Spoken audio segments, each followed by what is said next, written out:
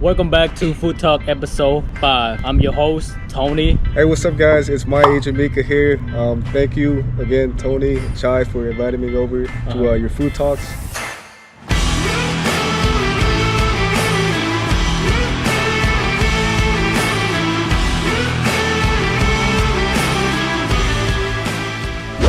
What made you decided that you want to be a real estate agent? The first reason was back in high school. I mean, I got decent grades, but like I didn't have the best attendance, I'll be honest. And for me, it was just like, hey, if I'm not 100% sure of what I want to do when I go to college, you know, why would I get a student loan and have to pay all that debt? The second one was you do make pretty good money.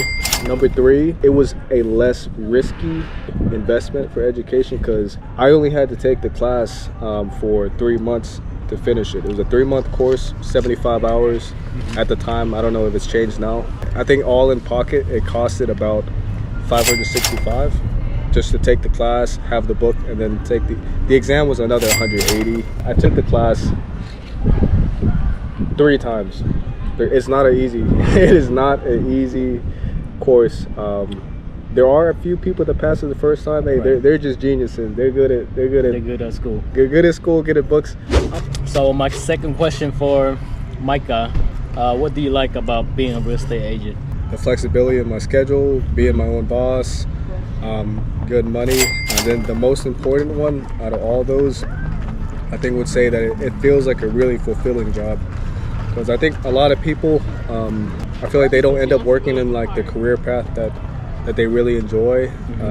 Some people like it, some people don't. But real estate's not for everybody, I'll say that. But for me, I think it's a really fulfilling job because I'm actually helping somebody with like one of the biggest journeys of their life. Right. Like when somebody buys their home, they're starting their future there. They're starting their family there. Right. And so when they put that faith in me to help them buy the biggest purchase in their life, like it means a lot. It's a lot of pressure, but it makes you feel really like a really important person in their lives. And just at the end of the day, it's like you built that relationship with them, and it's like they become almost like lifelong friends. I get invited all the time, like back to my old clients. Like they're like, hey, let's come eat, come to my baby's birthday, all that. It's awesome. My clients they always treat me so well. Like they took me out to eat, like open house and everything. Open house, yeah, all that. They give me gifts, everything. It's just like, and then I like hearing that, you know, like when they, you know, they tell their friends about me, and it makes me feel good, you know, that I did a good job. So you already told us like what's the good part about the real estate, right? Now what's the worst part, like bad part about it? So I'm glad you asked me that question because you know, it's really important, you know, to let everybody know what they're really getting themselves into. And to be honest, the hardest things about real estate, first one I would say, okay, your schedule's flexible, right? Schedule is flexible. You don't have to do a 9 to 5, but you got to remember your clients, every single one of them works on a different schedule. Some of them are working first shift, second shift, third shift. Some are working on Sundays. You have to, if you want to be the best real estate agent you can for them, you have to have a pretty open schedule. Some days I'm working to when the sun is down at like 8 p.m. Sometimes I'm doing paperwork at like 1, 2 o'clock in the morning just because that's the only time that my clients are awake. Just be ready for that. Number 2 is definitely the stress. Okay, it does get mentally draining. There's going to be a lot of paperwork that you're going to do, a lot of driving around. Gas prices are not cheap right now. Right. Get you a car that saves good gas.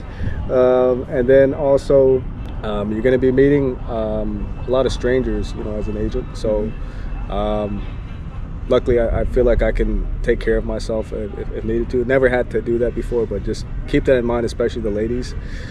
Oh yeah, okay, the fourth part, obvious. Okay, you only get paid on commission, right?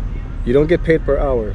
Right. So you're only getting paid if you close on a house. That's kind of scary because there are times of the year, especially during like the winter and the fall seasons, where real estate starts to slow down. Business will be slow.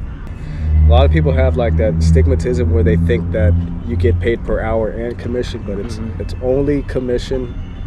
So if you're not closing any houses, you're not making any money, you got to pay your bills somehow. So I would encourage you to start off when you first start into the business, try to keep a part-time job and combine that with real estate where you can like work 2 and 2 together. Micah, do you have any message for anybody out there that want to become a real estate agent? So my biggest message for you is to try it. You never know if you're gonna like it until you try it. There's not much risk involved. You can go to college and owe like thousands and thousands of dollars back to student loan. And I'm not saying that college is bad, because there's actual careers where you need to go to college, like being a dentist, going into the medical field, law school, all that. You have to go to college, just depending on your career. But for real estate, there's some key things that you have to become. You're gonna have to be sociable, okay? Learn how to talk to strangers that you've never met. If you're an introvert, because I'm actually an introvert. Like before I got into the business, I didn't like talking to people. I was really shy and all that. You're gonna have to learn how to get out of that. You don't look like that. I know it doesn't look like that. It does not. Just because I practiced so much. Like I used to like record myself and then watch like how I talk, and then I used to watch videos of how people used to talk on YouTube, and I just study it. And I just do it. I've done it so much now where I don't really get shy. There you go. Yeah, but sometimes me, like when I have to socialize so much, I still like I get socially drained. So I'll every once in a while I'll try to like just get away. Maybe I miss fishing. I really do miss fishing because You need to go out there. that's like a really good way to like just recharge your stress, stress and recharge social battery. You need to take stress management too. Like if you start getting really busy in real estate, it can eat a lot out of your time, and then you forget to actually take care of your mental health, spiritual health, physical health, all that. It can get stressful. It can get stressful. Know what you like and know what's good for you that helps make you happy again, and prioritize to fit that into your schedule. There you go, guys. Anyone that wants to get into real estate, that's a good advice from Mica. Yeah. Thank you so much, Mica, for being our guest for today. If you guys want to know more about him, I will link everything, his social media and stuff like that, in the description box. Make sure you guys check him out. Or if you guys want to buy a house or sell a house, he's the type of guy that you guys want to hit up.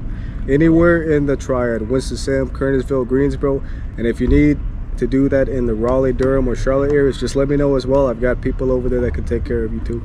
And we will see you guys on the next episode. Bye.